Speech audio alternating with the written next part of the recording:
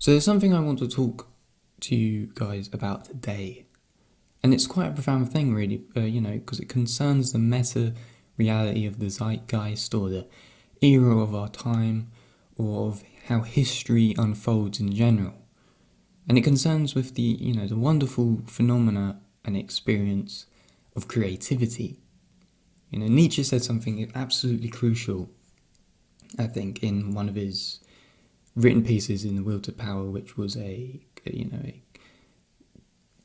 collectivization of all of his notes, or all of his separate notes, because it was never released as a full book when he was alive.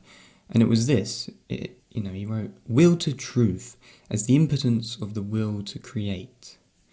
And this to me arouses a lot of emotion in my heart, because it screams something extremely important regarding ideology and how soul-destroying it literally is.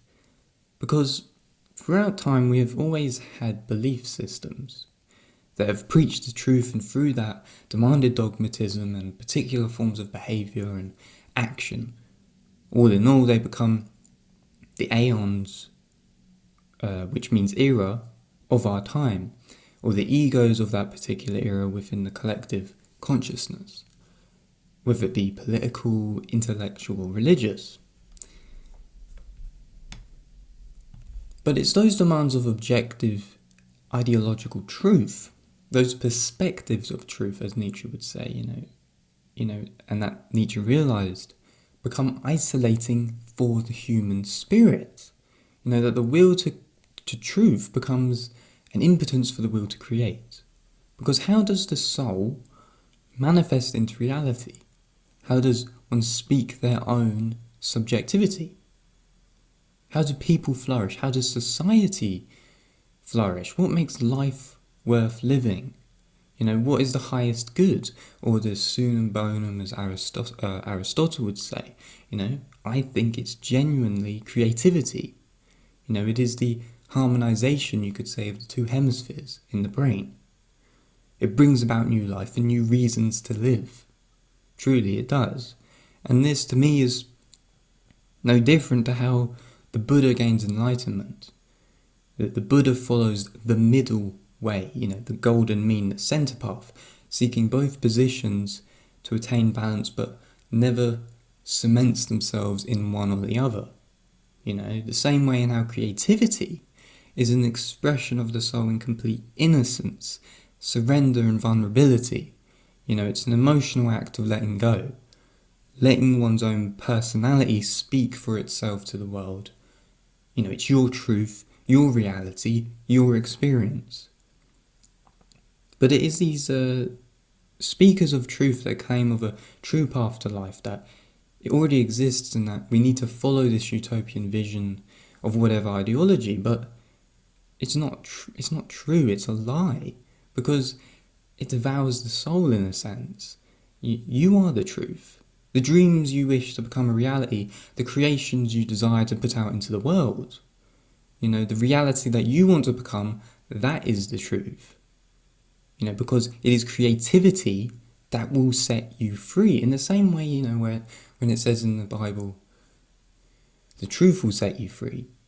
Well, if the truth is subjective creativity, then creativity will set you free as well. It's the same thing, I think, as it will for everyone in the world.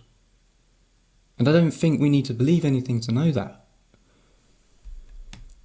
And that will to creativity, if it is the bedrock of your personal philosophy, to all the actions you make and follow, to fundamentally arouse creative curiosity into the world and spark inspiration, then you are a blessing, really. Because you are promoting exactly that which overcomes all division and brings about unity. You are promoting exactly that which overcomes all these things. When does music ever divide people? When does art ever divide people? When such things are truly creative without any kind of alternative motive. They don't, do they? They never really do. And these are two things which are typically most representative of creativity. And of course you can get creativity within many different things. So when it comes to the question of life after death, or of the spirit and the soul, I truly feel that nothing else matters than that of the will to what the volitional will of the individual wants for itself and the world, and what you prioritize in your life. What do you want? What is driving you forward in life? Is it the will to truth? Is it the will to create? Is it the will to pleasure? What is it? For me, creativity is everything. And in its own action, I truly believe this. Not only will it set your soul free in the process of creativity, but it will set your soul free after death as well, I think.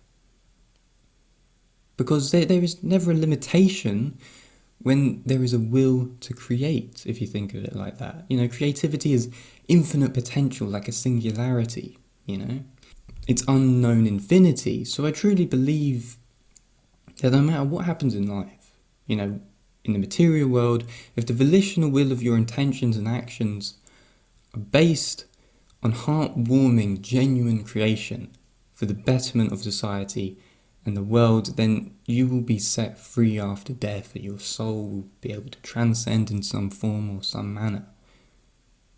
And it's a very spiritual thing to say, but I truly believe that. Very, very similar to the idea of the Buddhist sattva in Mahayana Buddhism, who is someone who is able to reach nirvana but delays, which nirvana is complete enlightenment, but delays doing so through compassion, because the Buddhist sattva doesn't accept any will to truth, but the will to create, which, like the four illimitables, if I said that right, in Buddhism, which are loving kindness, compassion, empathetic joy, and equanimity. So I hope this was a nice one, that you enjoyed it. If we ascend ourselves on a middle ground path to creativity, genuine creativity, which is harmonizing and not one of imbalance, one that takes the middle path to enlightenment.